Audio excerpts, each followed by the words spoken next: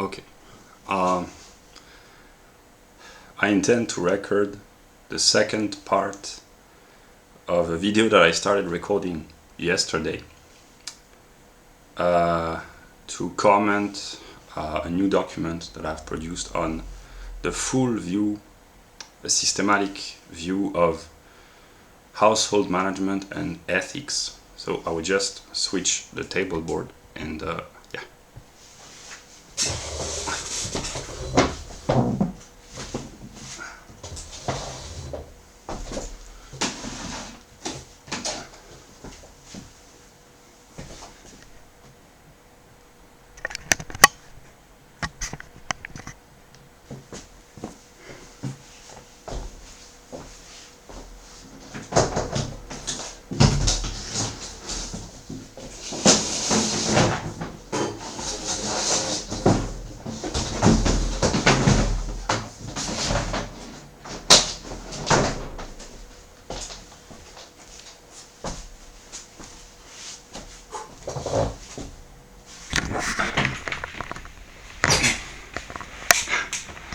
So this is the document that I have already commented in the first part of the video, which has been recorded as I'm recording this, but hasn't been published yet.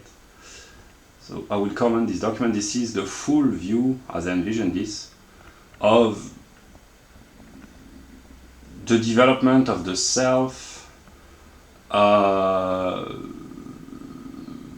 not complete, but it's a full view of household management, but also human needs,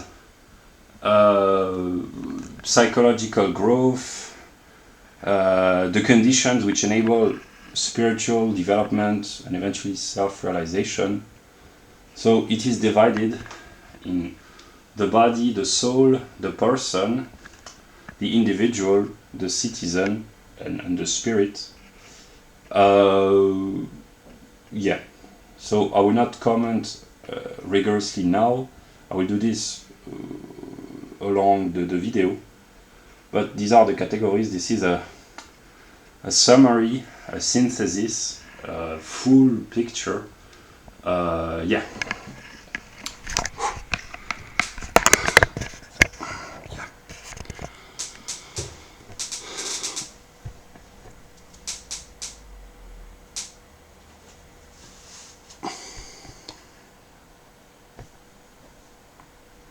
Make Americans great again. In order for America to be great again, Americans have to be great. And not only Americans, because my ambitions are global, but the document that I have already commented yesterday, but that I will comment in this video, is precisely a map, a structure to simplify, guide, favor the development of ethics and how to lead an ethical life. So I have notes and I will comment. Yeah. So a brief introduction.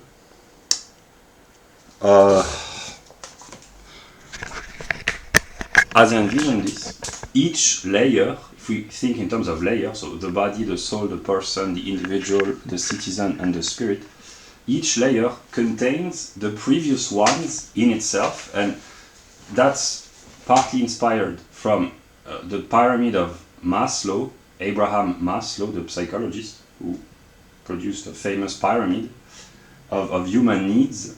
It's partly inspired when I have ordered this. There's some sort of a logical progression. It can be partly modified, changed. There are categories which can be or maybe should be switched, but I've tried to make this as complete as possible. Yeah. So in order to think, so that's the representation, the structure, the map of how I envision psychological growth and the conditions to lead an ethical life on an individual and social and collective level. So it is a holistic way of thinking that's a whole, and all the parts are interconnected, interrelated, and in order for the individual to be healthy, all the parts, all the aspects have to be ordered, have to be structured, yeah. So, and other logical determinations, ground and existence. Ground is another word for foundation from a logical standpoint. So each layer can be envisioned as being the foundation for the existence of the next level, or the conditions which have to be ordered, or which have to be met in order to develop, to further and strengthen the development. Yeah. If all or most aspects are ordered, there is the likelihood, or maybe the certainty, that the self will grow and mature and develop. Yeah, that's how I envision this. Yeah, and I wrote, sick bodies tend to produce sick psyches, which tend to produce sick individuals, sick households, and eventually sick societies.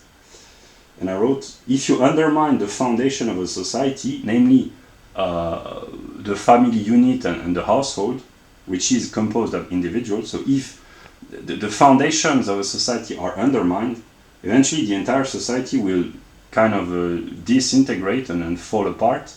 And that's why, in order to preserve, maintain, improve, restore the greatness of Western societies, and eventually all societies and the individuals, the greatest amount of individuals possible which comprise these societies, the foundations have to be restored, and that's why it begins with the body and the soul.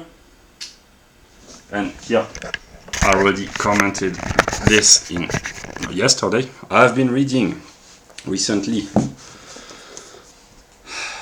Nietzsche, Ecce Homo, and he notices that as regards to physiology, insignificant things, or things which are considered insignificant from a metaphysical idealist perspective, shouldn't be considered disdainful. Precisely, they should be considered, they should be taken into account, and even taken care of in a way. And yeah, I have listed a few quotes briefly. Yeah, Nietzsche talks about physiology in his book. Ganz anders interessiert mich eine Frage, an der mehr als das Heil der Menschheit hängt, als an irgendeiner Theologen-Kuriosität, die Frage der Ernährung, which vaguely translated in English means there is a question which is of high interest, of which the salvation of mankind depends much more than any curiosity for theologians, namely the question of diet. Yeah, that's a Nietzschean view. Restoring healthy diets, or storing or restoring healthy diets, is maybe a very important step in towards the the salvation of mankind. So yeah, here a brief comment. My theological views, which are also my political views, they would consist in saying, take care of your diet, sleep well and sleep enough, take care of your hygiene, obviously exercise a little bit, and take care of your health, and then of course of your soul, clean your room. Yeah, if I were a theologian, I would be partly inspired by Nietzsche, and I would say to the followers, take care of your diet for health, economic and ecological reasons, and also clean your room, And if I were a politician, I would say the same thing. I wouldn't say to the people, oh, vote for me, I will give you a free stuff, I will increase the wages or reduce the taxes or increase the budget for whatever department or reduce immigration or etc. No, I would say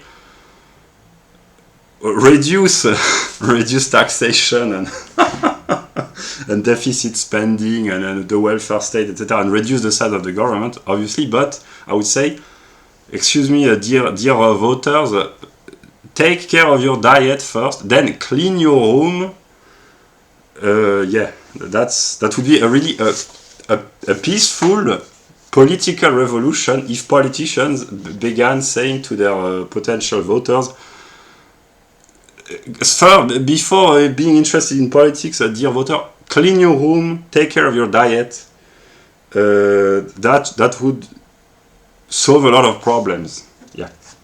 So also I wrote, modernity, especially in the West, suffers from empty talk and abstract thinking in the negative sense. Thinking, by its very nature, tends to be abstract, but it's abstract here in the sense of devoid of significance or devoid of relevance or of interest. So there are empty words, meaningless thoughts, meaninglessly expressed. So I used a metaphor. It's like painting the walls of a room in a house, painting the walls of a room in a different color, or investing in a new refrigerator, when the foundations of the house are crumbling down, is kind of off the point. That's why the foundations of modern Western societies, because of the problems of diet, psychological problems, the problems of household management, the conflicts between the genders, etc., the problems of... I will go pick up a few books. There are so many problems in modern Western societies that political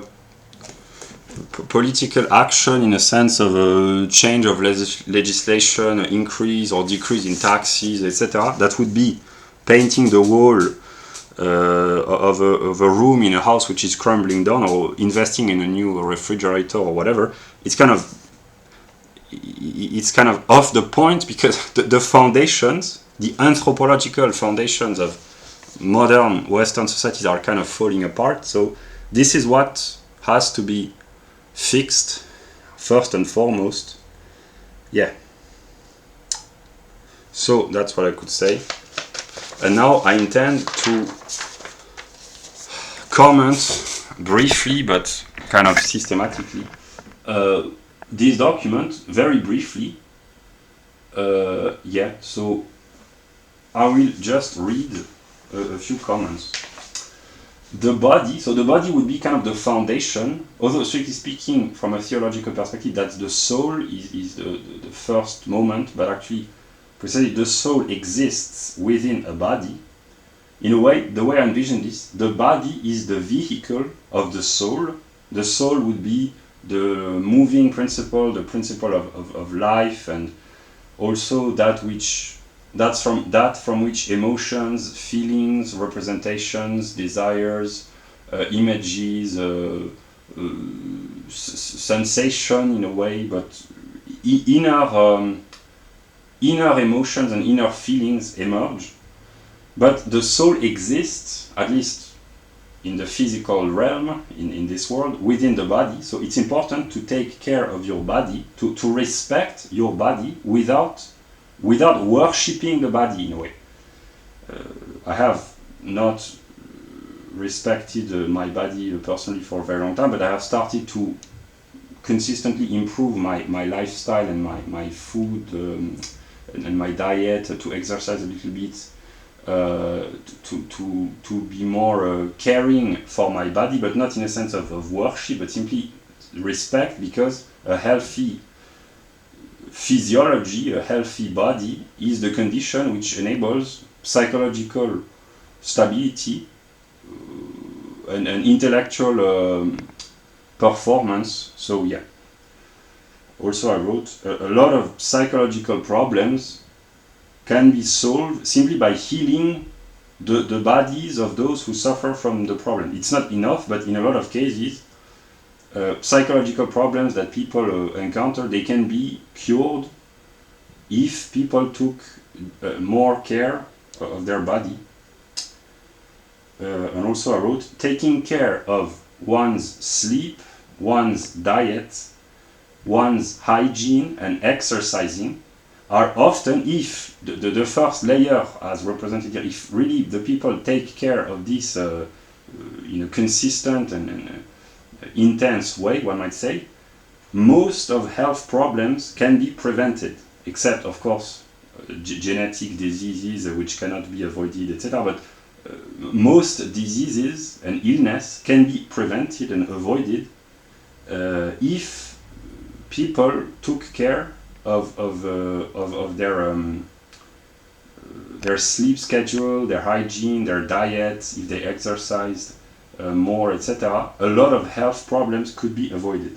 And a lot of health problems are caused by an unhealthy lifestyle, not on an individual level necessarily, but on a collective, from a collective perspective, yeah. So yeah. And I wrote, modern medicine, Western medicine is of course very efficient, and it has enabled to increase world population tremendously over the past couple of centuries, from broadly 1 billion to today we have broadly 8 billion people. So the increase in world population has been enormous, and the drastic decrease in child mortality, all sorts of diseases, the immense improvement in hygiene all over the world over the past couple of centuries. Of course, it hasn't been equal everywhere, but it has been tremendous in most, if not all, areas of the world over the past 2 centuries. And the tremendous increase in life expectancy and in health overall has been enormous and had never been seen or witnessed at any other era in world history. So it has had modern Western medicine, especially in the 20th century, has had exceptional results. It cannot be denied, but the limit of these tremendous methods based on science, empiricism, etc., is that it's often a fragmentary view of medicine, whereas traditional medicine like Chinese medicine, etc., or traditional, more holistic approaches, they have a more holistic, precisely a full view of how to cure an individual, which takes into account most or more aspects than just the symptoms of a disease. That's why in classical medicine, which was less efficient in its results, but the principles sometimes were good nonetheless, to envision health with a holistic approach, namely that the primary purpose of medicine is not to cure diseases, but to prevent illness and diseases from occurring, meaning to keep the patient healthy. That's the primary purpose of a good physician. It's to keep his patient healthy. Of course, if the physician or the doctor can cure the patient when he's sick, that's great, but preventing the patient from getting sick by having a healthy lifestyle in the broadest sense is the primary purpose. And in order to be healthy, to be holistically healthy, most aspects have to be taken into account. And if we use the categories of Abraham Maslow, here we would have the physiological need, the need for security as well, the need for belonging and psychological interpersonal relations, the need for recognition, and the need for fulfillment or self-realization. And in order to be holistically healthy, an individual has to put order and kind of effort and discipline, and also intelligence and will and care for most, if not all, layers. Yeah, that's a holistic view. That's the utility. So health is not just the health of the body, and it's not just about curing illnesses when symptoms manifest themselves. It's a holistic approach, and adopting an ascetic, in a good sense, an ascetic lifestyle and renouncing most vices or addictions. It's the condition to preserve, maintain, or sometimes restore health. It's not always sufficient, but in most cases it can help a great deal to work consistently to remain healthy. Yeah. Okay. So that's what I could say. Then, about the soul, if we use logical categories, the soul could be envisioned as the inner, and the body could be envisioned as the outer. So the soul inhabits the body in a way, so it's partly tied with the body, partly independent, but it exists within the body. So the body would be the exteriorization of the soul in a way. The sensuous, we sense, we perceive the world through our senses, which are attached to our body, and the feelings and the emotions, they are more inward, that which affects our soul. But in a way, it's partly tied with the body. The experiences that the body has enables the soul to experience itself as well. Yeah, I wrote about asceticism, to discipline the body, to strengthen the will, to tame the instincts. That's a path towards leading an ethical life. As I envision this, an ethical life is an ordered life, a disciplined life, pervaded throughout by thought and spirit, namely, to lead a life according to principles and rules, which is a rational way of living, namely to obey certain rules, to obey certain principles, to apply and practice an ethical code. That's what ethics, a rational set of ethics mean, as opposed to the instinct, the primitive instincts, which can be good or less good, but someone who is spontaneously good from a rational perspective is not really good. He can be kind, compassionate, and do good to others, but to be consciously, morally good means to act according to principles. That's a Hegelian view, but actually it makes sense. Yeah. Then about the person, I wrote, women tend to define themselves through their relationships, whereas men tend to define themselves more through their achievements. So women, they need, in order to fulfill themselves and to realize themselves, to have connections, personal, interpersonal relationships, whereas men, they are more achievement driven.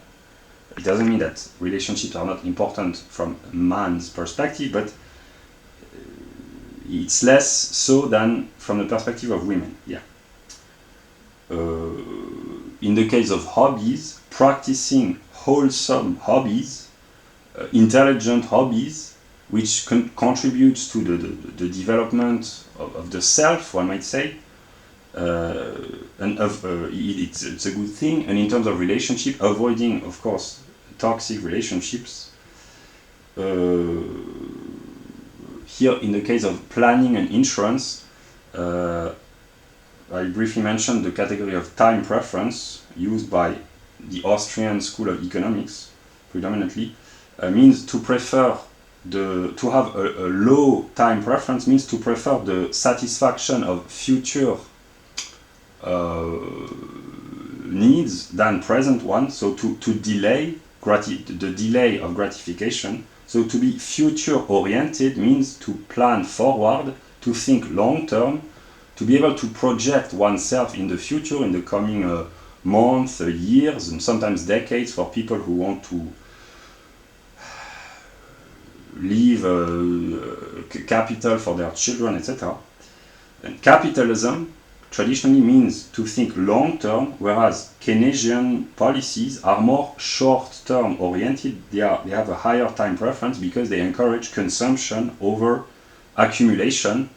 And here I do not talk strictly speaking about politics in this document because that's not the purpose, but that would be eventually the bureaucracy. When the political rules and the political laws and the economic laws influenced by politics in a society, when they change, it has an impact upon the psyche and the behavior and the lifestyle of the individuals within the society. And simply by changing the interest rates on borrowings and the quantity of money in the economy, it has indirectly an impact upon the time preference of the individuals. They can be more or less present oriented or future oriented. Consumption can be encouraged over savings or savings over consumption, and it has an impact on the long term over the health of a society. Yeah. So other pieces of advice that I have written in terms of skills, trying to improve oneself constantly in terms of the set of skills, whether the body, the soul, or the intellect. It can be know-how, craftsmanship, or simply learning to do things with one's own hand, or the psychological development. That would be the soul in a way, to be able to understand oneself more, to communicate better, to be able to improve one's own ability to have social interactions. Or the intellect, it can mean to improve one's own set of knowledge and to develop one's own culture or intellectual know-how, one might say. Or it can be rescue skills or all sorts of competence which increase what in economics we call human capital, namely to improve oneself by learning skills and by becoming better is very important in a way. And I wrote, one can learn pretty much anything on the internet. There are videos, articles, references, bibliographies, books, etc., lectures, etc., etc. So it's partly tied with hobbies. Whenever people have hobby, my piece of advice would be to try to learn as much as possible, either handcraft skills or more intellectual know-how. But yeah, improving oneself is important. And renouncing what can be defined as vices, enable to have more time to work on oneself. The time which is not wasted on watching porn, consuming cigarettes, alcohol, watching TV, etc., or doing dumping hobbies, can be used and has to be used to improve oneself, to expand one's own culture, to develop one's own personal relationship, to develop one's own psyche, to acquire skills, etc., etc. Yeah. In the realm of prepping, my piece of advice would be to try to radiate order, serenity, security, and calm as much as possible wherever you find yourself. So to be a principle of order and to help others to order their life. This is what, on a personal level, I've been doing for months and months. I have been distributing supplies, good books. I've given good pieces of advice. I have participated in charities, and I intend to continue to do so. But the people who have the opportunity or the intelligence or the foresight to to be able, or who are in a position to be able to help those who are less fortunate, either in terms of money or intelligence or less availability, in a way that's an ethical duty to try to improve, or at least to offer opportunities for others to encourage to improve them, to encourage them to improve themselves, and to help them find stability. It can be done offering books, good pieces of advice, devoting time to charities or whatever. Yeah. About families, I make a remark.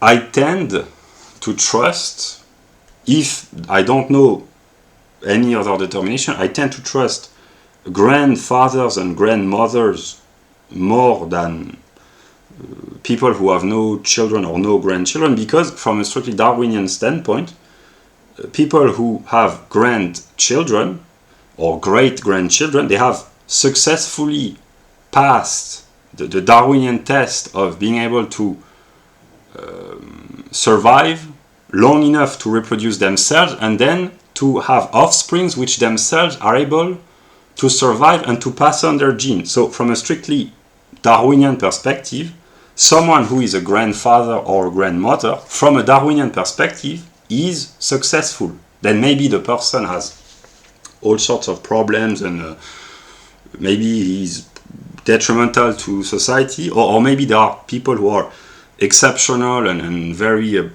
they bring a lot of benefits for the whole of society, but they have decided not to have children, or they have had personal tragedies, or they are infertile or whatever. So it's not sufficient, of course, but usually people, if they are capable of raising children who themselves are capable of having and raising children, that's, from a strictly Darwinian perspective, that's a sign of genetic fitness. It's not sufficient, of course, but it's a hint. Yeah. And I wrote, the example are Europeans of Europe voting for childless leaders like Merkel, Macron, Theresa May, etc. So a society which consistently votes and votes for and elects representatives or politicians which themselves have no children, it's a symptom of decadence, because the people, they trust leaders who are not capable or not willing, they are not necessarily incapable, they are not willing to pass on their genes. So that's a symptom of basically, because a person who has children, usually it's a sign that they have an interest in preserving the well-being and the continuity of the society in which they live. Whereas those who don't, they can be very dedicated as well, but usually there is a hint that someone with kids or grandkids has an interest in the preservation of the health and well-being of the society. Yeah. Then about the individual. So yeah, I just briefly comment. It's not rigorous and systematic, because I will then show books later, but I just make brief comments. So here I will comment the part about the individual.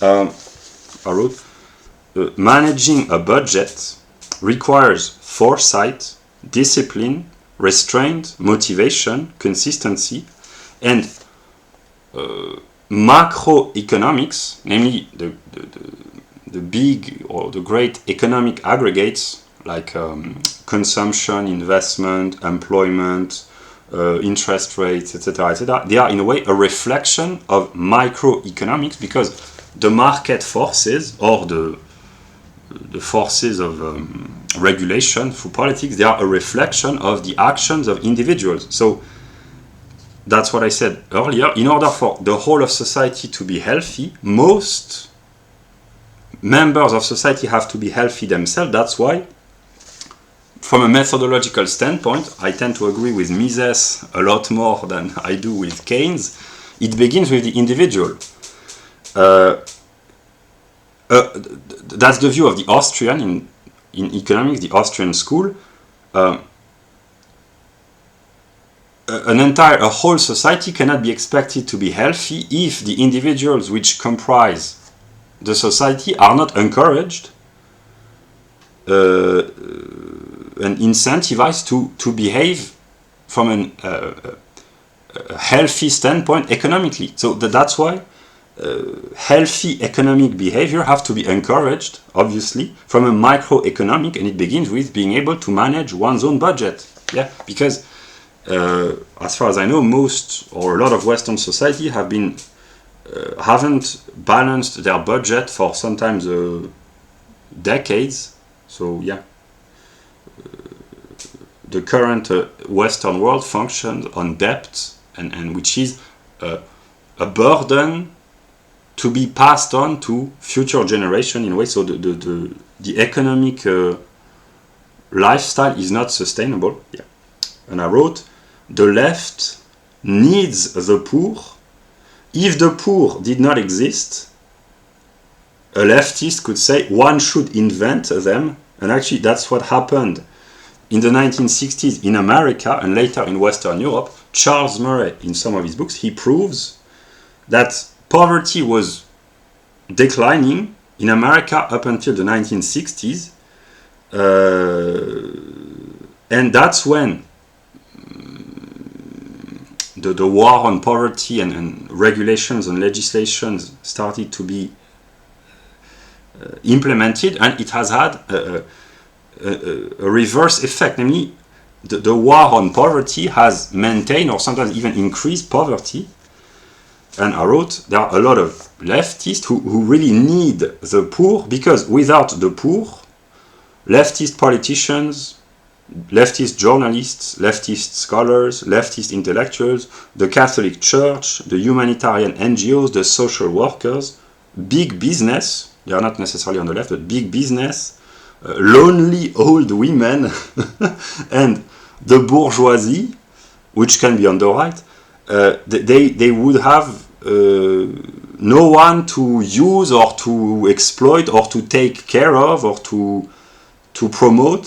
These people, the politicians, the journalists, the scholars, the intellectuals, the Catholic Church, the humanitarian workers, the social workers, big business, and they in a way they need the poor, because the reason why they exist is to take care of the poor or to exploit them one way or another. So without the poor, these people would have no reason for exerting the job that they do. And the greatest eraser of poverty is capitalism. Historically, it has been proven that in the US, poverty has decreased and the standard of living have been the most affluent for the working class. That was the case in the 1960s, and in a lot of other Western countries. The poor, they were not becoming proletarians, they were becoming more and more affluent, and consumption was made widely available through increase in productivity, increase in capital accumulation, and investment, and the rise of wages due to higher productivity, etc.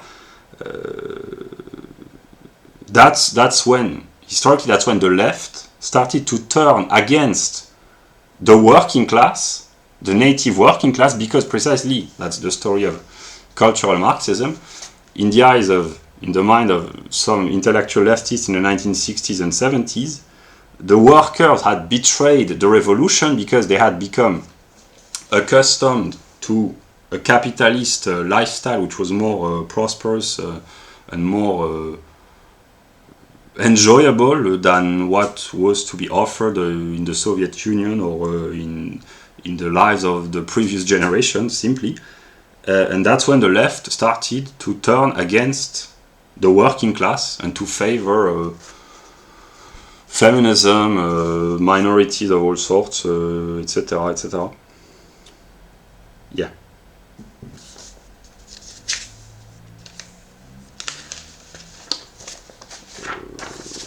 also I made brief remarks about poverty in Western countries. There is an enormous amount of food which is being wasted. A lot of people have poisonous habits: tobacco, alcohol, gambling, soft drinks, junk food, etc., etc. There is planned obsolescence. I will show the books later, but there are a lot of commodities which are specifically designed to break down after a certain amount of time, so that the people are forced in a way to buy the product again. Working jobs we hate to buy shit we don't need. So here, of course, it's not the responsibility of the people as such, but simply I explain how to potentially alleviate poverty. So first, reduce food waste, reduce poisonous habits, reduced planned obsolescence. Of course, it's easier said than done, but listing the problems is a first step. There are extravagant amount of taxes.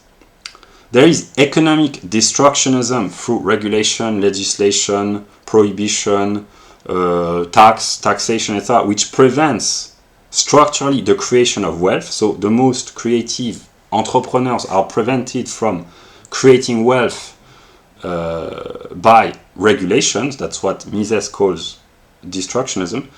There are an enormous amount of failed public policies, failed educational system, the failed war on poverty, the war on drugs, the excesses of forcefully imposed mass immigration. So there are a lot of public policies which have been failing for decades, and it indirectly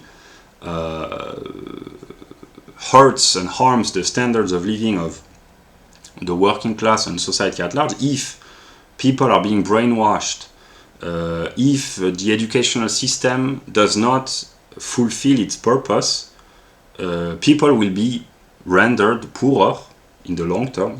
Then there are the inflationary monetary policies of the central banks, the fiat paper money, or the fiat money. So money is not backed by savings. It's mostly, in modern Western economies, financed by debt. So the central banks, through various means of monetary creation, can increase the quantity of money, which decreases the value of the money currently in circulation. That's the reason why there is so much inflation. Ron Paul and the Austrians talk about this. The dollar has lost between 1913 and broadly 2008, since the inception of the Federal Reserve and the early decades of the 21st century, in the matter of broadly 1 century, the dollar has lost, according to Ron Paul, 95% of its value, because the quantity has been increased tremendously. So money is constantly losing its value because it's created out of thin air, based on debt, which means that instead of decreasing, prices either they don't decrease, so people do not gain purchasing power, or they increase and people lose purchasing power. But the natural tendency in a capitalist free market economy with the increase of productivity should be the constant decrease of prices. And here that's what the Austrian economists talk about. Prices in modern Western economy, they very often they increase, whereas they are supposed to decrease due to increase in productivity, but they increase because of the inflationary monetary policy. So that's a massive theft in a way. And also there are subsidies for socially destructive behaviors through the welfare state and the redistribution, and the subsidy for behaviors which are socially detrimental. It's not a question of individual psychological flaws, but simply financing or subsidizing unemployment, single motherhood, etc. It's not socially beneficial in the long term, because it strengthens and increases the behavior that it is supposed to alleviate. When people are being subsidized for being poor, they lose incentive to get out of poverty, not because they are wicked, but simply because they are incentivized structurally to remain in a state of poverty because they receive money when they are poor, if there is a strong welfare state. So they have no incentive to get better. That's not their fault psychologically as individuals. That's a structural problem, one might say. Yeah. So some of these reasons, or all of them, they can explain a lot why there is poverty or how to potentially alleviate poverty. And just blaming the rich, the capitalist, it's not satisfactory. Yeah. Then, about minimalism and shopping, I wrote, yeah, so here, minimalism. I wrote an empty soul has to be filled with outward stuff. So people who are kind of spiritually empty, they tend to have the need to pile up a lot of material objects. Inner wealth is more important, more fulfilling than the external petty materialism of our contemporaries. Focus on increasing your your inner wealth, which it's kind of true actually. It's kind of true. I understand. That's the good aspect about me being a Westerner. I understand the need for a certain amount of economic and material prosperity. I'm not a Buddhist monk. It's not derogatory. There are very good aspects about Buddhism in really the ascetic way, but it's not sufficient. Asceticism and renunciation of all earthly material object, it cannot be a public policy. Yeah, if individuals choose to walk the path of really radical minimalism, asceticism, etc., no problem. Okay, but collectively there has to be production and consumption of wealth. But it's true that it can degenerate, and often does, into really empty, petty materialism in a sense of accumulation of a lot of stuff. And I wrote, if your woman, your woman has to stay with you as a man because you offer her quality time, interesting conversations, and psychological growth. So if you want to satisfy your wife in terms of wealth, you have to offer her quality time, interesting conversation, and the prospect of mutually enhancing reciprocal development and growth, etc. Because I wrote materialism, namely in the sense of just accumulating stuff, is kind of feminine. You have to offer more. If you really want to satisfy your woman on a higher level, you have to offer her more than just buying her nice clothes, buy a nice car to seduce her, or buy her jewels or whatever she asks for the kitchen. No, I mean, it's. I understand the women, they tend to have stronger needs in terms of material resources than men do, to feel better maybe, but a real man has to be able to offer satisfaction to her woman, to his woman, beyond the merely physical plane. Yeah, that's why investing in you, in terms of growth, development, acquiring skills, knowledge, etc., can be rewarding and fulfilling. And I wrote, usually intelligent, married, leftist women, they are not materialistic. So there are not. I'm not sure that there are many women on the left who are married, but those who are, usually they are much less materialistic and much more psychologically rich and interesting and developed than some of the empty right-wing bourgeois women in terms of shallow materialism. So here I'm on the side of the left.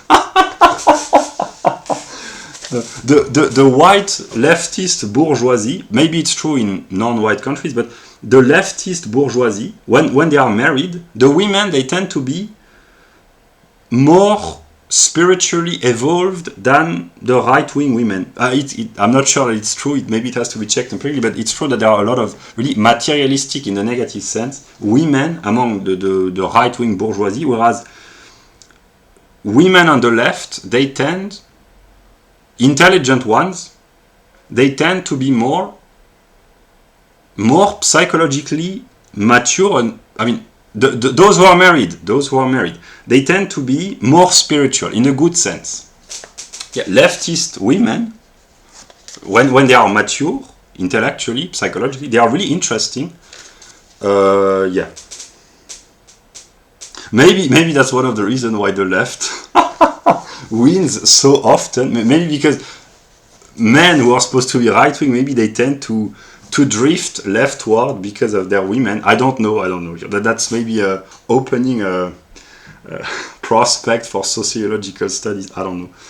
But I've noticed that women who are married, when they are on the left, they tend to be really healthier psychologically and spiritually than sometimes the petty, materialistic, right-wing bourgeois women. Yeah.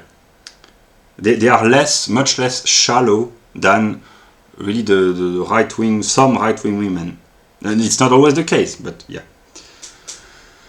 Then I wrote, in terms of household management, feminism kind of ruined women and Western society. So remove the welfare state, first step, and then women will be forced to behave virtuously, not because they will have become better, but they will be forced to adapt if there is not the safety net and the redistribution for the welfare state. Women, they will be forced to become great housewives again, or at least decent wives again. What do you mean? Are you implying that it's not the case? No, but women are great, but they can be even better if the welfare state, or not if, but when the welfare state is removed, women will be forced to become even more virtuous than they currently are. Yeah.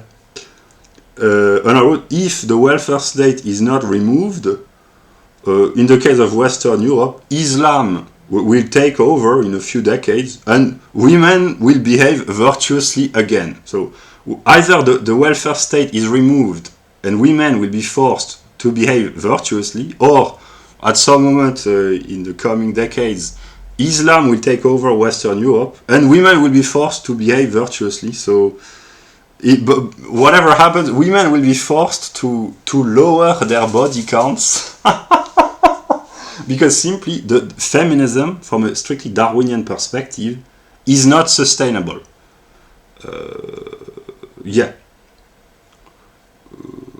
A society cannot maintain itself if the women are completely promiscuous, like it has been the case in the Western world. It's not sustainable from an evolutionary perspective. I wrote, I'm not moralistic. I just wrote, when women increase their body count, as they call this, they simply decrease their attractiveness in the eyes of high quality men. That's the law of decreasing marginal utility. The more women increase their body count, the less attractive they are to high quality mates. Because men, high quality men, they seek high quality women who are not willing to engage in short-term, shallow relationship. Yeah, so I'm not judging them morally. I'm just explaining. Yeah, I wrote, marriage demands the fulfillment of social roles, obligations, and it strengthens social cohesion. So it's not just an individual business in a sense. Of course, marriage is often envisioned from the perspective of the psychological fulfillment of the wife and the husband. Yeah.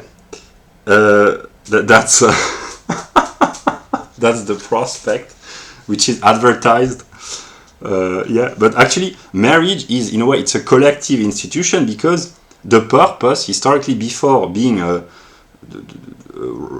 driven by romance, the primary role and purpose of marriage was to stabilize societies and to fulfill social roles which are considered to be vital for the well-being of society. And the purpose of a good marriage, or any marriage actually, is to produce the upbringing and the education of children, the management of the household, to develop a good parenthood, and eventually to enhance and to reinforce and to strengthen the cohesion of the communities, and the flourishing of the cultural life and the well-being of society, and to facilitate the productivity of work for the husband, etc., etc., and the efficiency of society. So yeah, it's often forgotten in the Western world, because we modern Westerners, we tend to have really a romantic view of marriage for the good, but there are also the bad aspect. Namely, in most traditional societies, marriage is not primarily about psychological fulfillment, it's about fulfilling social obligations so that societies are able to perpetuate themselves. Up until a relatively recent historical time,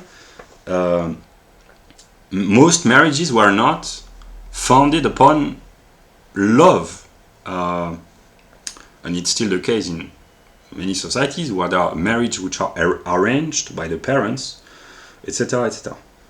A lot of comedies in classical Western literature talk about this. I said, of course, marriage, when it's considered from the social aspect, the social obligation, it brings problems and limitations of all sorts, because the spouses are no longer allowed to have intercourse with as many women or male as they could.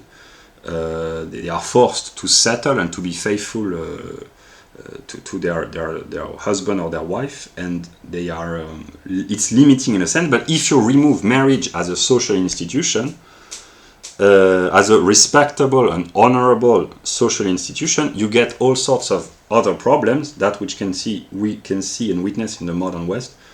Increase in rape, crime, debt, decreasing wages, because women, when they are no longer housewives and they have to compete with men on the job market, social decadence, loss of communities, demographic decline, etc., etc. That's why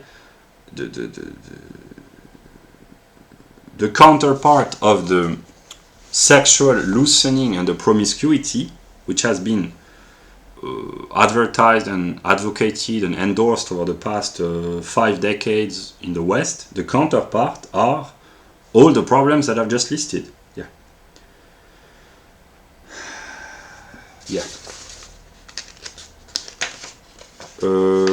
Then about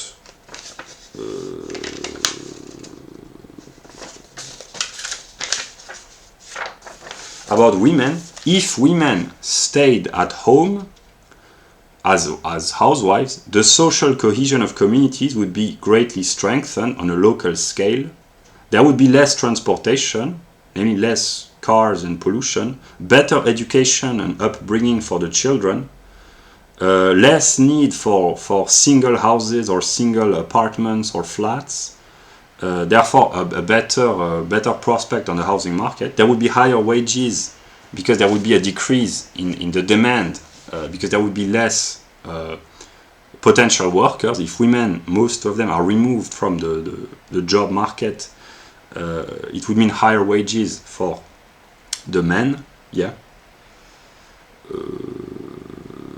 Yeah. And here I just explained feminism, in a way, like I said, it's not sustainable from a Darwinian perspective. So the question is not, are you in favor or against feminism? It's not an opinion, in the sense that on the longer term, it will vanish anyway. Because if a society develops feminism, it will be replaced, one might say, by other forms of social organization which promote more social cohesion. Yeah.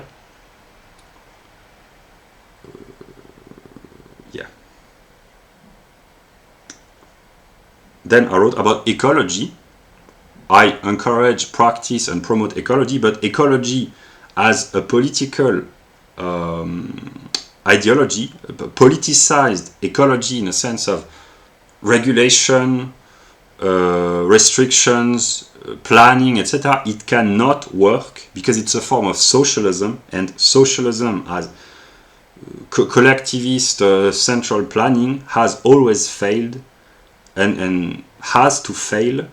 Hayek and Mises have proven this. It has been proven empirically over and over again. So political ecology as a modern form of socialism, it cannot work. Yeah. Then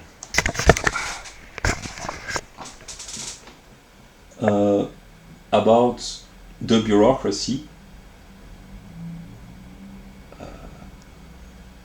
about the citizen, so civic life, community, socialization, networks, the bureaucracy, social competition and social status, and cultural life, also information. So I wrote about the bureaucracy. By outsourcing tasks, whether through servants, technology, or the bureaucracy, people become dependent, and little acts of renunciation, which are insignificant on an individual level, little acts of laziness or cowardice or sloth or little corruption on an individual level, which is kind of insignificant as such, which is not harmful if it's just one or a few individuals, but if it is, in certain cases, if it is multiplied by millions of people which practice little acts of renunciation, precisely, it can bring about, it can create a collective monster, namely what the libertarians call the welfare warfare state. If most people just want to simplify their life, they renounce certain efforts, which can be perfectly understood from a psychological standpoint. But if everyone does this, renounces little efforts, and outsource this to the bureaucracy, or in case of economics, by shipping jobs in other parts of the world because it's cheaper, these are little acts of renunciation which are not harmful as such from the perspective of the individual, but when it is collectivized, unconsciously, when everyone does this, it creates gigantic collective problems. That's the view of La Boétie, the anarchist French thinker of the 16th century.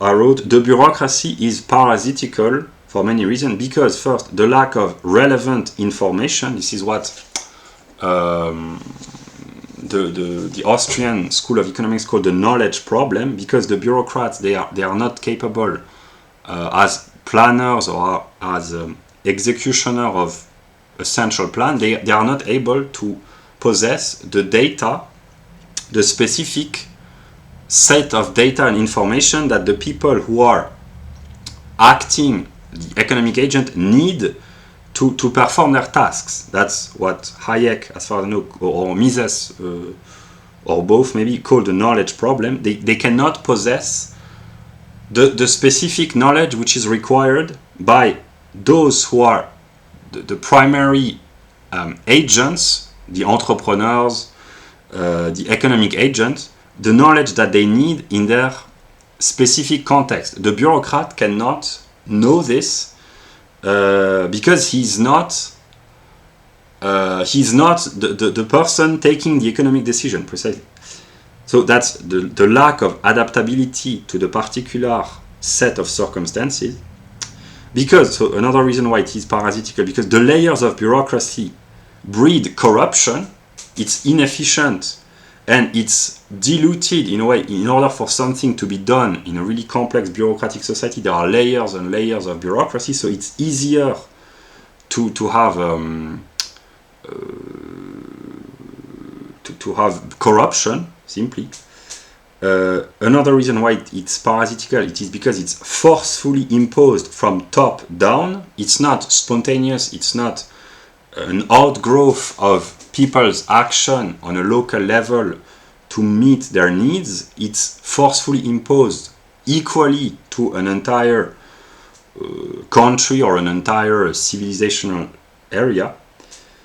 And also because bureaucrats are lobbyists for their own sector of the budget, because they derive their income from precisely the budget of their department. They are not paid according to the satisfaction that they bring to the customer, contrary to private companies, but in a way according to the dissatisfaction, because the more bureaucratic service is failing, like the educational system, the more it gives legitimacy to increase the budget to try to solve the problems. Yeah. So being inefficient is a form of reward from a bureaucratic standpoint. Yeah. And there's also a complete dissolution of responsibility, because every person in a bureaucracy, in a complex bureaucracy, is dependent on the superior, hierarchically superior person in charge. So there is a dissolution of responsibility. People are just passive modes, and they are not acting agents. Yeah. About socialization, it's partly connected with the welfare state and the bureaucracy. People in the modern West, they tend, when they do, not all of them, but when they do, they tend to behave like jerks, because they can, precisely because the welfare state enables them to do so, because it brings about collective irresponsibility, and everyone in a collectivist society, in a statist society, everyone seeks to live at the expense of everyone else. That's the state, according to Frédéric Bastiat, the 19th century French economist. The state is the great delusion, the apparatus through which everyone seeks to live at the expense of everyone else. So the state is the tool that everyone tries to use to exploit all the other. Yeah, but if everyone does this, the state is the means for self-oppression, self-exploitation of society. So everyone, in a way, in a really collectivist society, everyone exploits everyone else, and everyone is exploited by everyone else. So it completely ruins the public morality, because in order to get something in a collectivist bureaucratic society, you do not have to behave decently as regards to your fellow men. You just vote for the party who promises to plunder one group of the population to redistribute it to another. Yeah. And I wrote, the more the bureaucracy increases, the more community life decreases, precisely because the life of the communities depend on the conscious interpersonal relationship between the members, the free interactions, people who willingly interact with one another for the good of the community. So when the state increases its power, its budget, its regulation, the size of its civil servants, etc., civil servant department, the community life is being devitalized. When problems are no longer solved on a local level by spontaneous actions on the part of the citizens, when it is outsourced toward a centralized bureaucracy, the community, they fade away, they vanish in a way, because people no longer feel the urge and the need or the duty to participate and to contribute consciously to the well-being of their local community, because there is this entity, the state, which is supposed to take care of all the problems, but for inherent economic reason it's inefficient, and it tends to to destroy public morality, precisely because it is only in a collectivist society that people can have the luxury to be egotistical. In a society with few or little government intervention, the people, they are forced to behave decently, because they are forced to adapt their behavior to favor and respect the existence and the well-being of others, because there are interpersonal relationship. Yeah, so it's not because people are better or worse. Here, that's partly a Marxist analysis, not Marxist, but a structural analysis. When you change the structure of a society, it changes the morality of the people partly.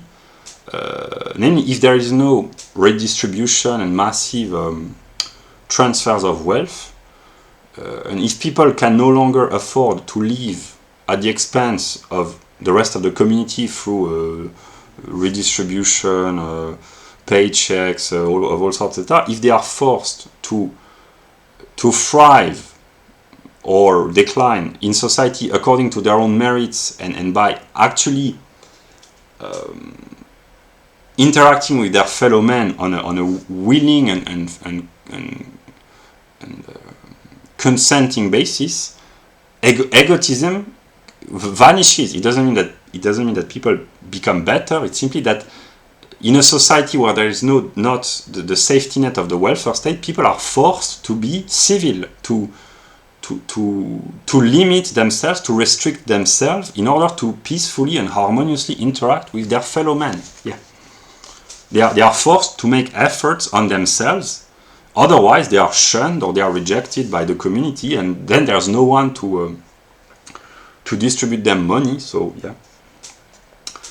About the networks, in my view, teenagers should not be allowed by their parents to go on social media.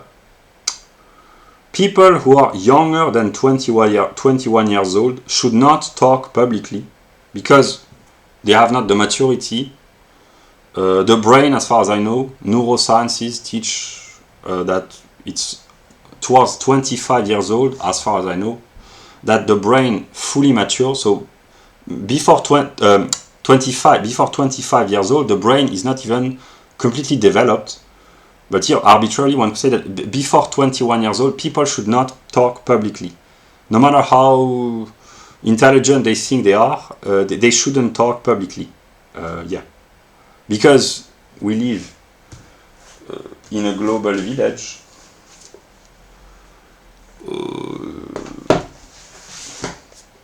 Private life is disappearing. Surveillance is kind of everywhere. So my piece of advice for young people is do not speak publicly. Yeah.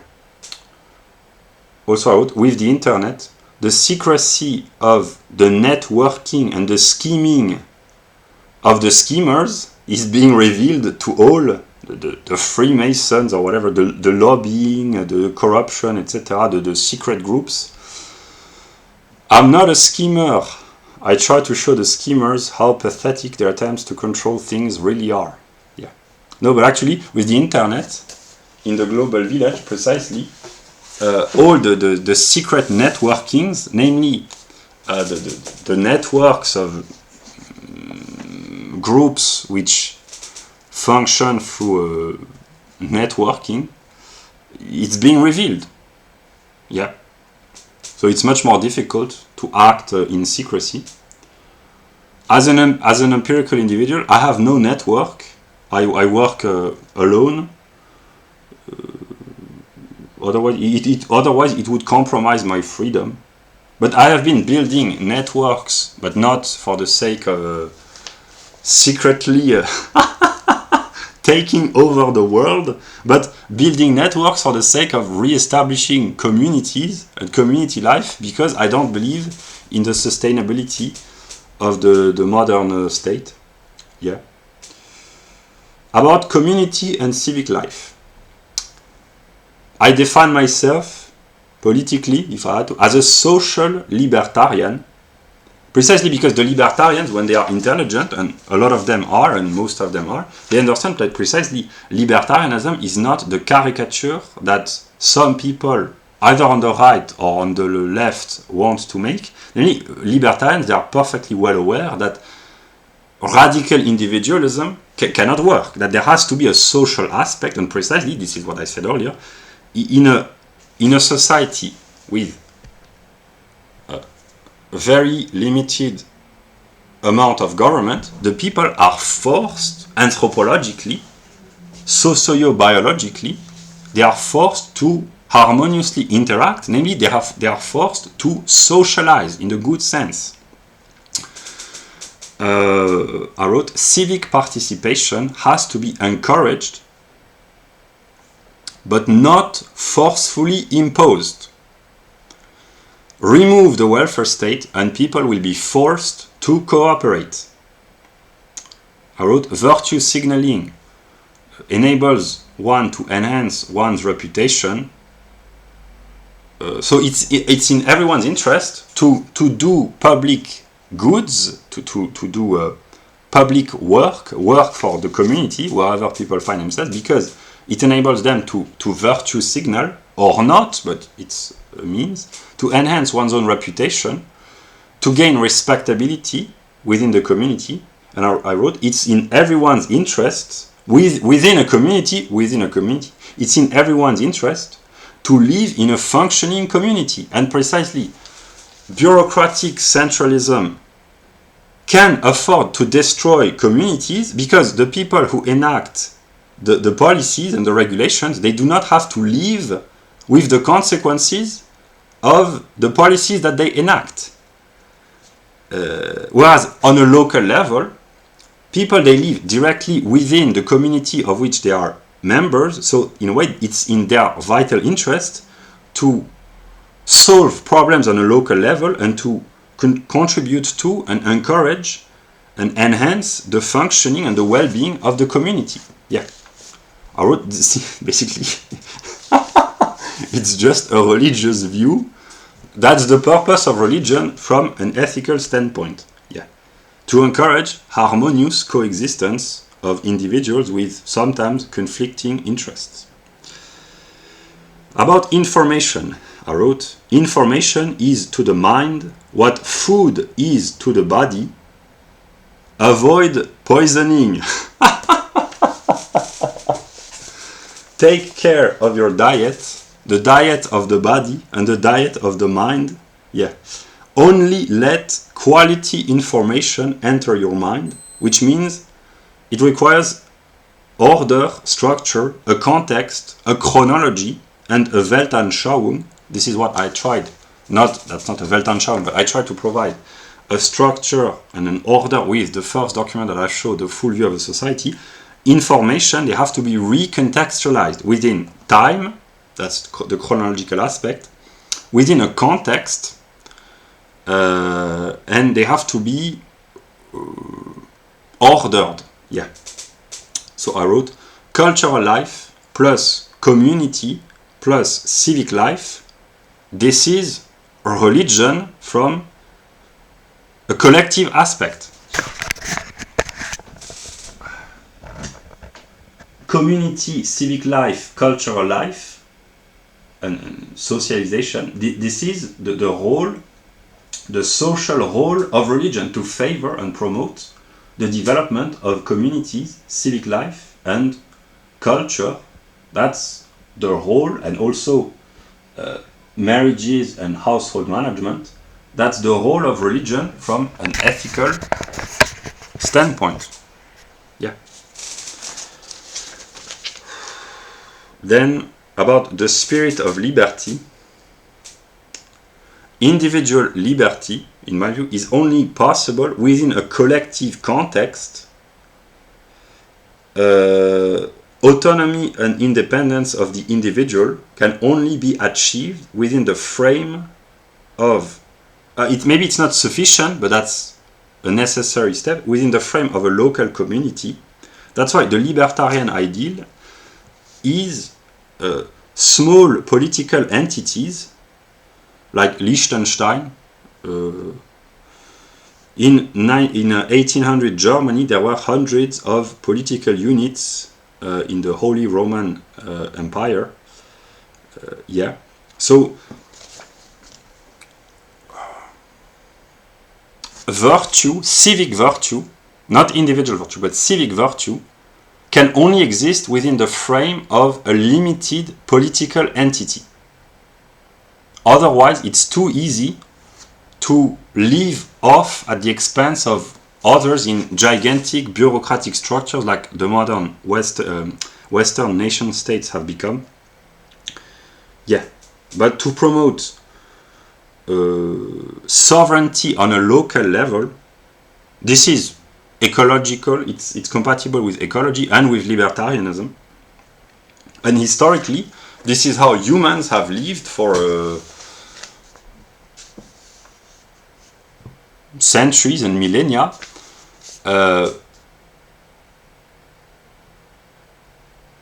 In a way, it's only with the advent of the modern nation state and the modern means of communication and the mass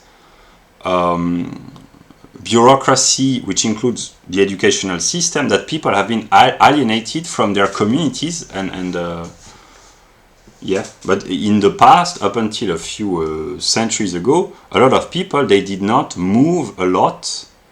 I'm not saying that it was better, but simply a lot of people, they did not move a lot away from their native either town or local community in a broader sense, or region. There were those who traveled a lot, but most people, they did not move around a lot. Yeah. I'm not saying that it was better, I'm just saying that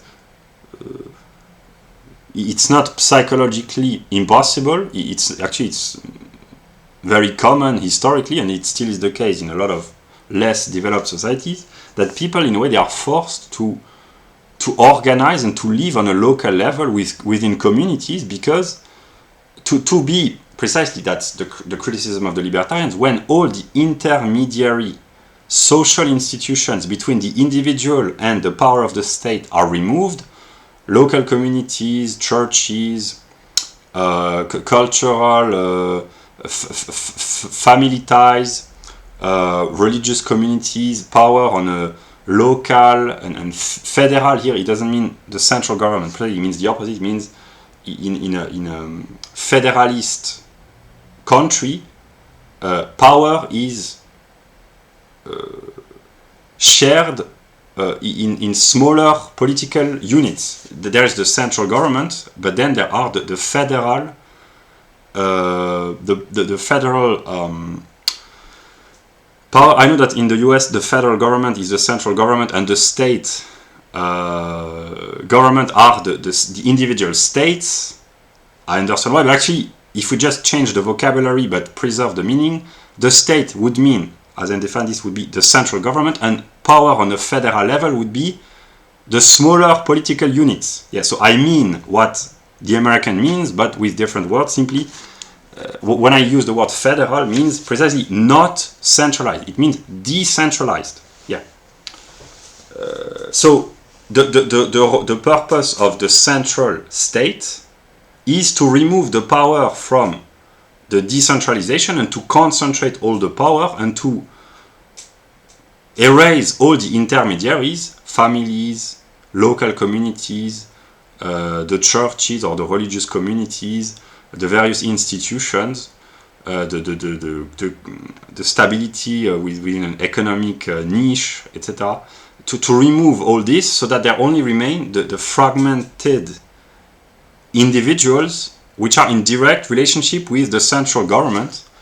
Yeah, that's to isolate people. It's a means to control them in a way.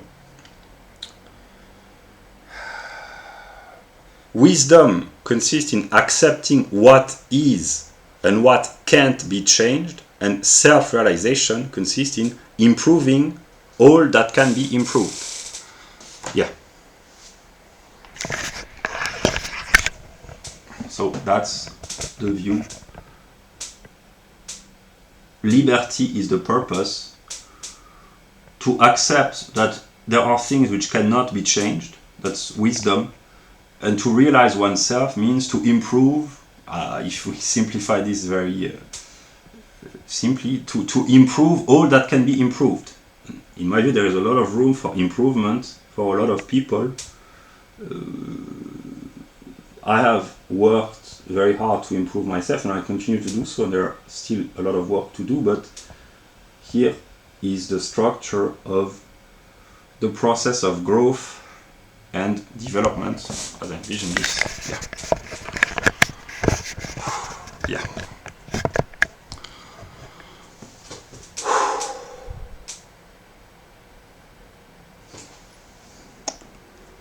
Okay, I will now show a few books classified by categories. Yeah. Yeah.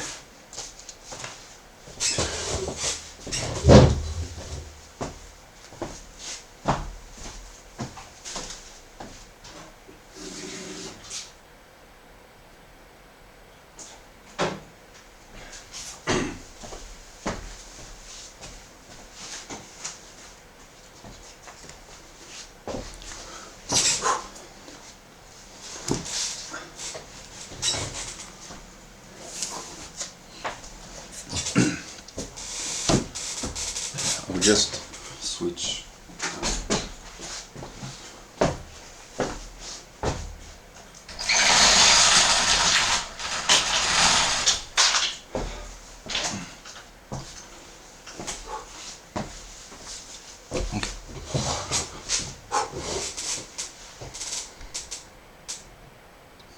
So I will just illustrate, probably in the coming 30 minutes, the utility of this document, because with the internet all the world knowledge is made available, and therefore people who want to improve their life or help others improve theirs, they can list all the good references, the good books, interesting videos, lectures, pieces of advice, authors, etc., etc., on most or all topics, and there can be even more subdivision, but simply we live in an age where all the accumulated knowledge and wisdom of mankind is made available. And here I will just illustrate with a few references.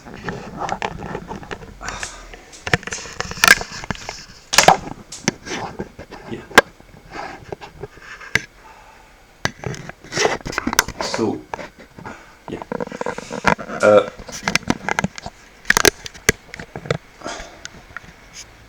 I just have to find a means. Yeah.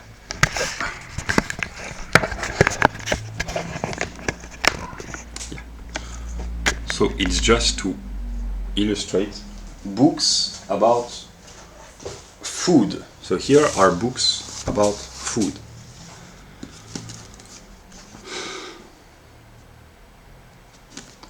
All the problems can be listed.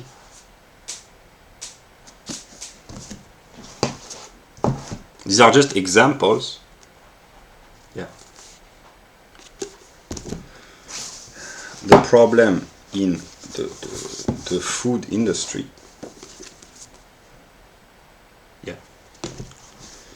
Waste, uncovering the global food scandal. Yeah. And here are examples of solutions.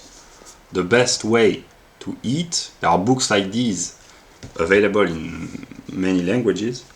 Local eating. So we live in an age where all the problems can be listed and a lot of solutions can be found as well.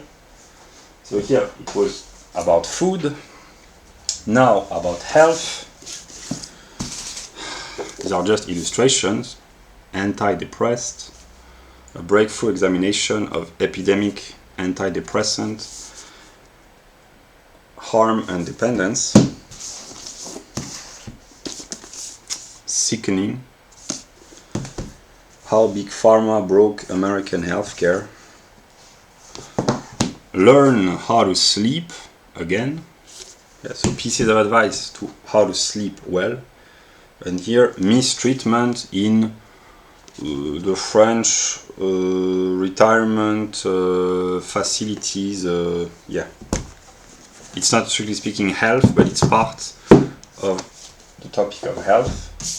So yeah, so here I've listed, for instance, books about food and diet, exercise, health, sleep and hygiene can be found on the internet. So people can list, if they are interested in improving themselves or their fellow men, they can list all the good references in whatever their language is and share it with others. I have started doing this on an empirical level. I do this publicly in my videos on home economics. Yeah. And eventually, a global consciousness will emerge. It's already the case, but yeah.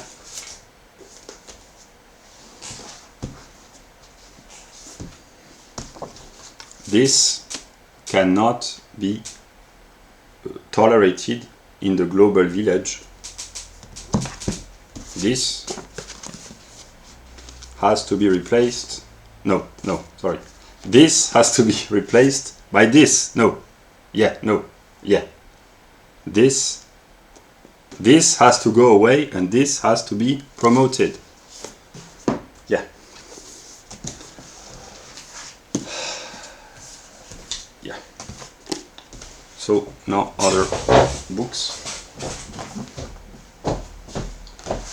These are not specifically these books, they just illustrate the state of the world and the consciousness that people have about this. Yeah.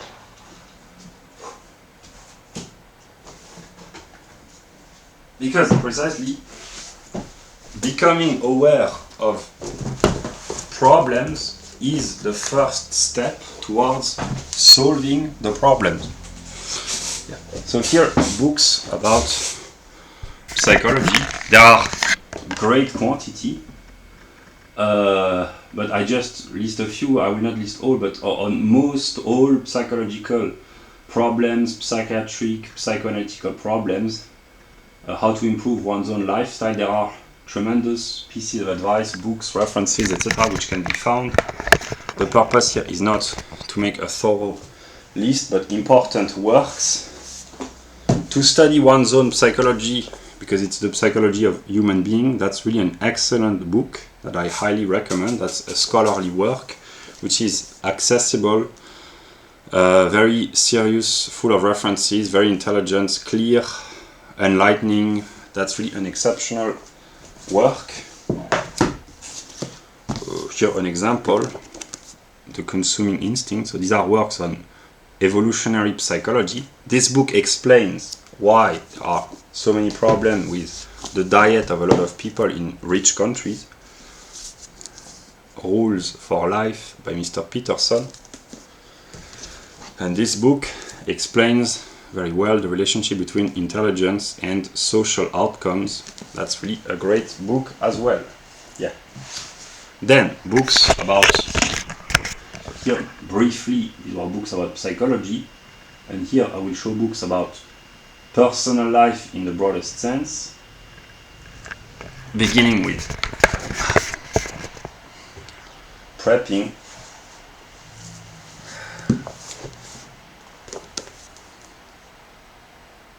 The Pantry Primer by Daisy Luther, a prepper's guide to whole food on a half price budget.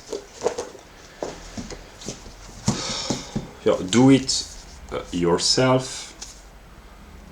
The guide to manufacturing resilient, low technology stuff, one might say. How to zero down your debt. This is just an illustration of the availability on the internet of books which teach how to solve most problems. Countdown to Preparedness by Jim Cobb, The Prepper's Water Survival Guide. And this book, for instance, that's a tiny book about prepping that I've been distributing in dozens and dozens of copies because it's cheap, but it's good, and people, wherever they find themselves, if they have the economic possibility, they can distribute good books about budget management, how to adapt a rigorous schedule, how to manage your household, how to become a prepper, how to eat better. That's solidarity. It's in everyone's interest that the greatest amount of people be as responsible as possible, and in the age of the internet it can be done very easily. I have been practicing this myself, and I can only encourage others to do so. It's in everyone's interest that as many people as possible be as autonomous, responsible as possible. Yeah.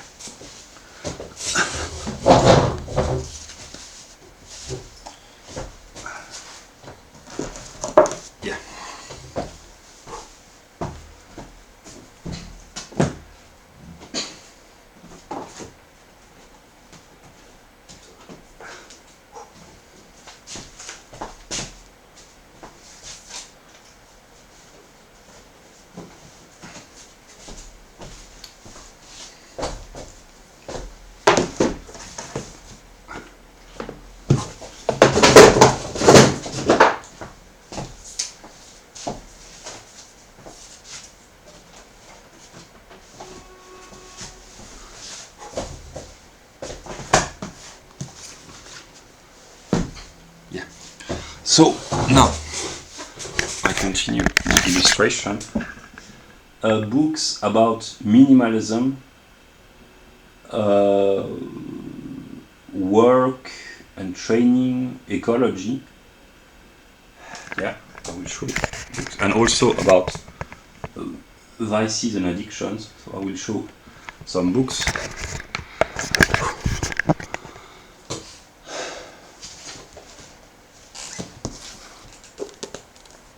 Advertising, Sin and Sickness, The Politics of Alcohol and Tobacco Marketing, The State Addicted to Tobacco, Smoke and the State Cashes In, Alcohol, Terrorism, yeah, Your Brain on Porn, and here, The Manufacture of the Digital Idiot. How behavioral problems, intellectual deficiencies, health problems are the consequences of the use of technology, the modern social media and computers by children. Yeah, so there are problems, it brings about problems. Then books about minimalism. Frugality as a means, as a lifestyle. The Repair Revolution. How fixers are transforming our throwaway culture. How to recycle, guide to recycling. Sustainable minimalism. The Grace of Enough. And Escaping from Consumers' Society. Yeah. So this is in minimalism, shopping, budget, etc., etc., and also vices and addictions. And all the layers are maintained in a way in the next one, namely if people took better care of their diet, stopped throwing away vast amount of food, if they reduced a lot of addictive or vicious consumptions, if they had adopted a minimalist lifestyle, then a lot of ecological problems would be, if not solved, at least they would be greatly simplified. Yeah, that's why ecology, talking about ecology without mentioning all the other aspects, it's kind of empty. Yeah. That's the utility of this document.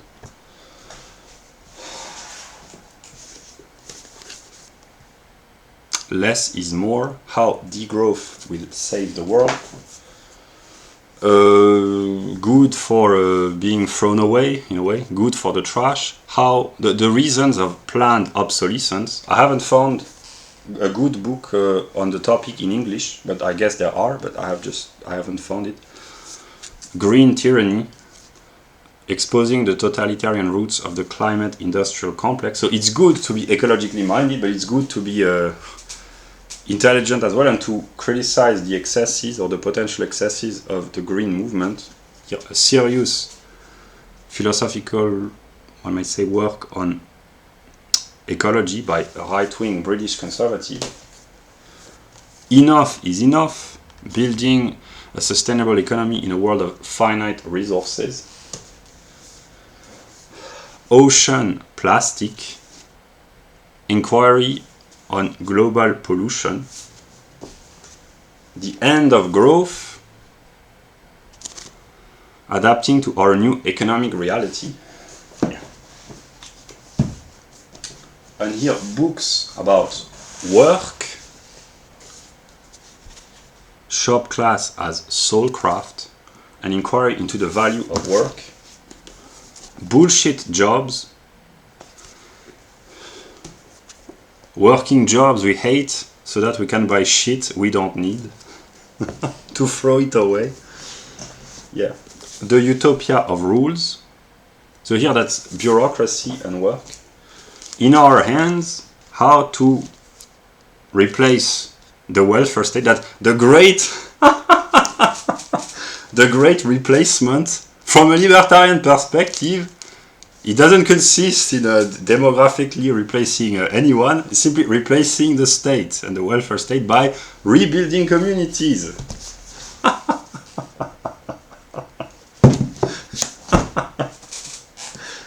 That's a good joke. Yeah.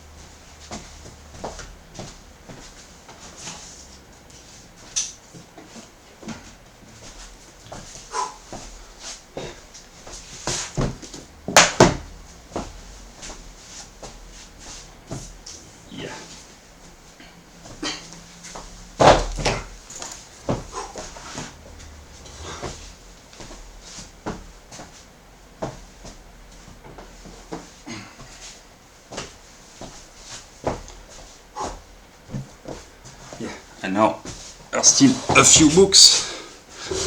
So yeah, now I will show books about women and marriage, community and civic life, independence and liberty,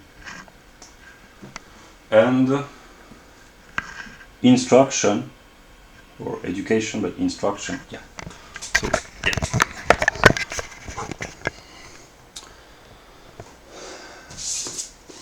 Coming apart.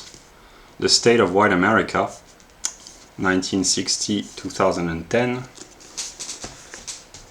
Bowling Alone. The Collapse and Revival of American Community. a lot of communities or social life is falling apart in the Western world. The history of the Amish, the Benedict option, a strategy for Christians in a post-Christian nation, Democracy, the God that failed, the economics and politics of monarchy, democracy and natural order. This is really an excellent book by Mr. Hopper. Amusing Ourselves to Death by Neil Postman. Public Discourse in the Age of Show Business. So, in a way, these books, they are kind of correlated in a way. Yeah. Now, books about education. With the internet, I will not repeat this every time, but with the internet, the totality of our knowledge is made available and the educational system is made redundant. It will take, I guess, time here. We're in July 2023, time to adapt, but yeah, 4 simple truths for bringing America's schools back to reality. Inside Americans' Education by Thomas Sowell, The Decline, the Deception, the Dogmas, and The School Revolution by Ron Paul, A New Answer for Our Broken Education System. These 3 people they are what I call the American Trinity: Thomas Sowell, Ron Paul, Charles Murray, Thomas Sowell. They embody in the modern world the classical American ideal. These are genuine, authentic, true Americans. The idea that they embody, they are the real heirs of Thomas Jefferson.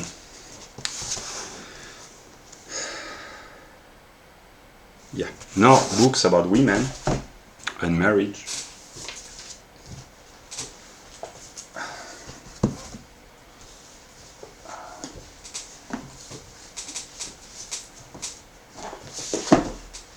Criticism of the modern feminist ideology by women. Yeah.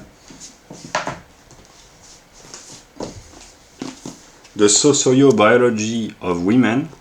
Here, these are really good books. The behavior of women from a socio-biological, psychological perspective. A great book about women by Mrs. Naomi Wolf. The Metaphysics of Women. They are probably 2 of the greatest books about the metaphysics of men and women relations. And here books about marriage and household management. These are American classics. Let Me Be a Woman by Elizabeth Elliot. Fascinating Womanhood. That's a great book. And here, this book I haven't read, but it embodies the zeitgeist in a way. Make Moms Great Again by Linda Linaka. Yeah. So that's how to rebuild functioning community. The Americans are really great because they suffer from most of the problems, but they also find the solutions to the problems that they suffer from, and they write books about this, and they make lectures, and they are very intelligent, very spiritual people. If problems did not exist, I suspect that the Americans would invent problems just to be able to write good books to teach how to solve the problems. Yeah. So here are a few libertarian books by the people rebuilding liberty without permission. Everyday Anarchy, Practical Anarchy by Stephen Molyneux, and Spontaneous Order, the capitalist case for a stateless society. Yeah. Okay, 1 hour and 50 minutes.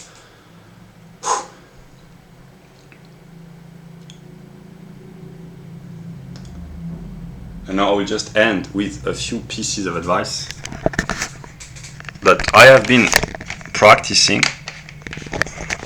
Yeah.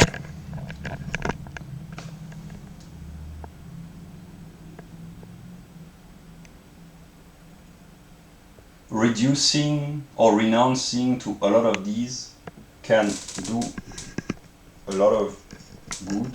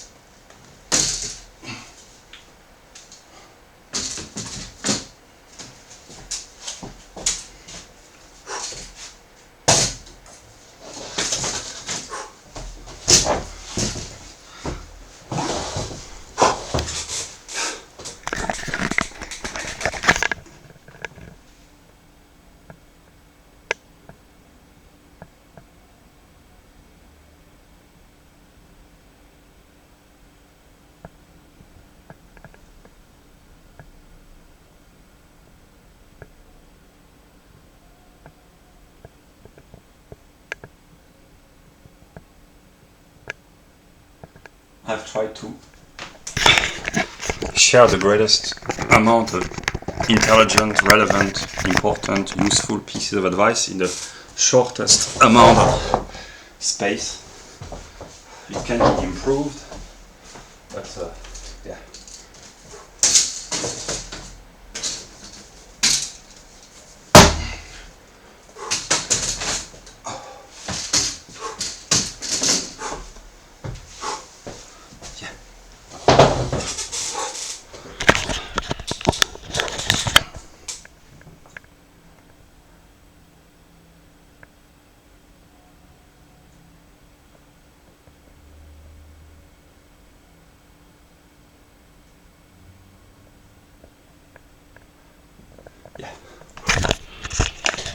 And I will conclude by showing the document again.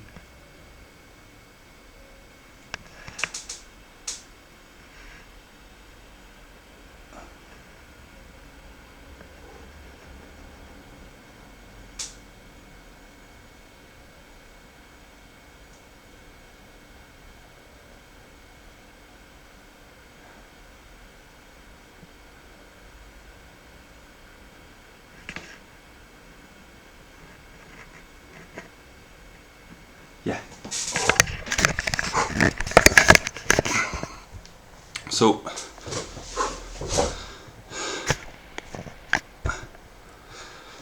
I will conclude the video. I'm a little bit exhausted. I do not really enjoy producing these kind of videos where I just show books, but it's part of the process. I know that my ideas are very good most of the time. Sometimes they're really excellent or brilliant or more than excellent. And my idea about the system of ethics, I have borrowed a tremendous amount of information, obviously, but I've just provided the structure and I know that it will succeed. I don't know when, I still have to improve the formal communication, but eventually good ideas, in a way, they belong to everyone. So I know that I have found a great idea, and on a personal level, I have already shared the document. Here it can be copied, improved, modified, but the idea can be copied on an Excel file in 5 minutes. It can then be printed and distributed with references, good books, authors, etc., to encourage anonymously or not, depending on, it can be shared anonymously, but eventually the global village will have to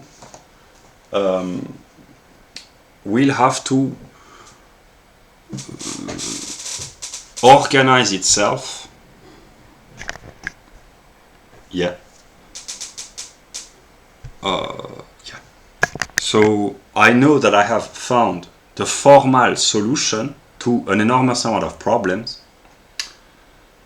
I am trying to provide the conditions which enable, facilitate the emergence of a spontaneous order. I will continue. I have practiced on a local level what I call civic virtue for months and months, and I will continue to do so. When the video is done being recorded, I will send a donation to the Ron Paul Institute. Because this is what I believe in. And I try to be consistent. So there's a lot of work to do. I know that my ideas concerning this topic, I know that they are good, they are great, they are brilliant. But eventually I will find a way to communicate them, and then these are not my ideas in a sense. If people use the document or modify or draw inspiration from it, like I drew inspiration from the pyramid of Maslow, if it enables the improvement, the betterment, the growth, the development, the strengthening, the enhancement of liberty and ethics, that's great. Yeah, that's what I could say.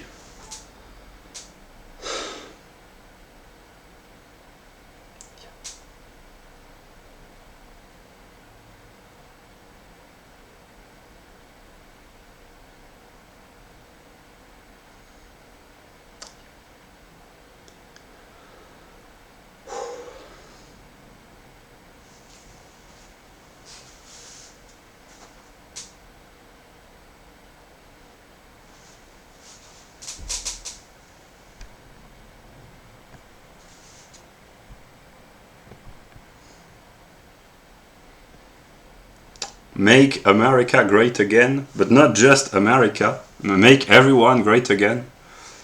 It begins with America, but yeah.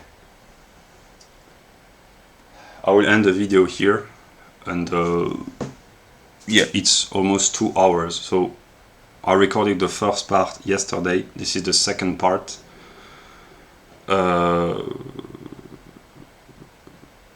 Yeah. I do not intend to keep working on the formal aspect of household management. I have many other things to do, but I will continue to implement my daily routine, because I believe that it's genuinely good in the ethical sense, and try to convince others to adopting a healthier lifestyle, those who can. Yeah. It has helped me a lot, psychologically, mentally, and I know that the fundamental ideas, namely the growth of a world consciousness, the availability of all knowledge, the need for structure, etc., all that I said, I am sure of this. It will take more or less time for more or less people to understand to adapt to their own specific context, their own singular situation, but good ideas, they are true for all. Yeah.